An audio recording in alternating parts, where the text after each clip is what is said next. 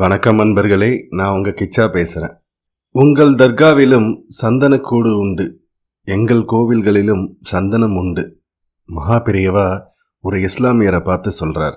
சந்தன பிரசாதம் ஒரு இஸ்லாமியருக்கு கொடுத்துட்டு இந்த வார்த்தையை சொல்றார். அந்த சம்பவம் பத்தினது தான் இந்த பதிவு.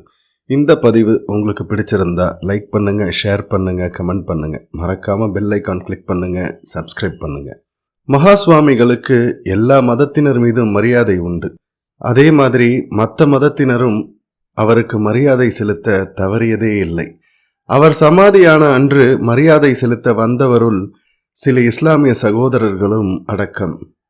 ஒரு முறை சிறந்த இலக்கியவாதியும் கம்பன் கழகத்தின் தலைமை பொறுப்பில் இருந்த திரு நீதியரசர் இஸ்மாயில் அவர்கள் மகா பெரியவாளை பார்க்க வந்தார். இருவருக்கும் இடையே இலக்கிய விஷயங்களை பற்றியும் கம்ப ராமாயணத்தை பற்றியும் விவாதம் வெகுநேரம் நடந்து கொண்டிருந்தது.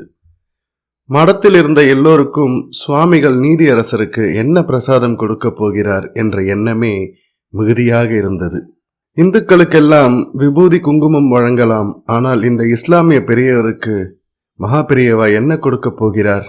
விவாதம் முடிந்து நீதியரசர் விடைபெறும் நேரம் நெருங்கிவிட்டது. மகா பெரியவா மடத்து சிப்பந்தி ஒருவரை அழைத்து செய்கையால் ஒரு பொருளை கொண்டு வரச் சொன்னார்கள். உடனே அவரும் ஒரு வெள்ளி பேழையில் அந்த பொருளை கொண்டு வந்து சுவாமிகள் முன் வைத்தார். மகா பெரியவா நீதியரசரை பார்த்து, இந்த பேழையில் சந்தனம் இருக்கிறது, இதை அணிந்து கொண்டு நலமாக இருங்கள் என்றார். மேலும் கூறினார், நம் இரு மதத்தினருக்கும் பொதுவான அம்சம் இது. உங்கள் தர்காவிலும் சந்தனக்கூடு உண்டு, எங்கள் கோவில்களிலும் சந்தனம் உண்டு. நீதியரசரும் சந்தோஷத்துடன் அதை அணிந்து கொண்டு விடைபெற்று சென்றார். ஜெய ஜெய சங்கர ஹர ஹர சங்கர. இந்த பதிவு உங்களுக்கு பிடிச்சிருந்தா லைக் பண்ணுங்க, ஷேர் பண்ணுங்க, கமெண்ட் பண்ணுங்க. மறக்காம பெல் ஐக்கான் கிளிக் பண்ணுங்க, சப்ஸ்கிரைப் பண்ணுங்க. நன்றி அன்பர்களே.